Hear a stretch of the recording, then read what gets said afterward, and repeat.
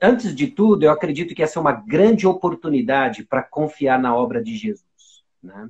Todo o tempo em que nós somos acusados por alguém não cristão é tempo de confiar na obra de Jesus. E para isso eu quero dizer e reforçar de que nós temos um advogado. Existem acusações, mas é claro e óbvio para nós que Jesus Cristo, ele é o nosso advogado. 1 João capítulo 2 diz isso, ok? Então, antes de tudo, nessa situação de lidar, e aqui eu quero responder, não no sentido de que existe algo que você possa fazer para cessar a acusação de um familiar não cristão. Você não tem controle sobre o seu familiar não cristão, mas você tem uma responsabilidade em como você vai reagir ao seu familiar não cristão. Então, antes de tudo, essa é uma grande oportunidade para confiar na obra de Jesus, ele é o seu advogado. A segunda oportunidade é para que seja feito, de fato, um exame, um autoexame honesto e brutal com relação ao seu coração e à sua alma. Algumas acusações, elas são injustas, e nós temos o grande exemplo de Jesus Cristo, que ele não tinha erro algum, pecado algum, e foi acusado. Existem, sim, acusações mentirosas. Mas vamos ser honestos de que algumas delas, elas são acompanhadas ou surgem de erros e pecados pessoais. Então, essas confrontações, elas são uma oportunidade de você confiar na obra de Jesus e, de fato, de você ter uma avaliação honesta acerca da sua caminhada, ok? Confessar o que precisa ser confessado, mudar o que precisa ser mudado e uma oportunidade de lembrar que nós somos seguidores de Jesus. Nós não queremos admitir, mas nós temos um pequeno teólogo da prosperidade no coração.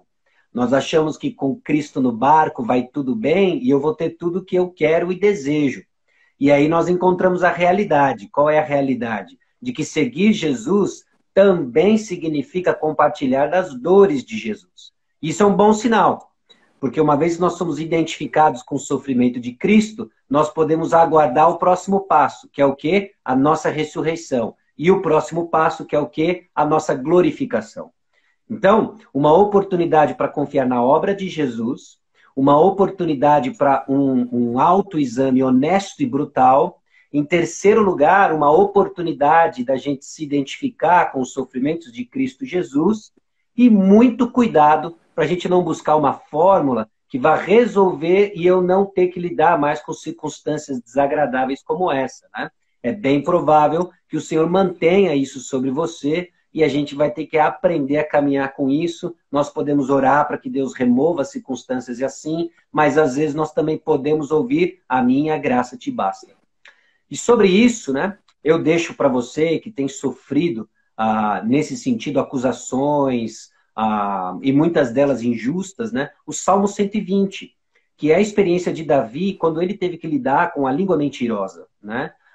E faça desse o seu salmo, né, a sua oração, e aprendendo a lidar com essas questões aí, né, de um parente que constantemente acusa, aponta os seus erros. Lembre-se, confie em Jesus Cristo, ele é o seu advogado. Faça uma autoavaliação honesta e brutal com relação ao seu coração, ok?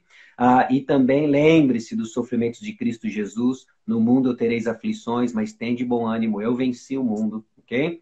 E aí o Salmo 120, faça o Salmo 120 a sua oração.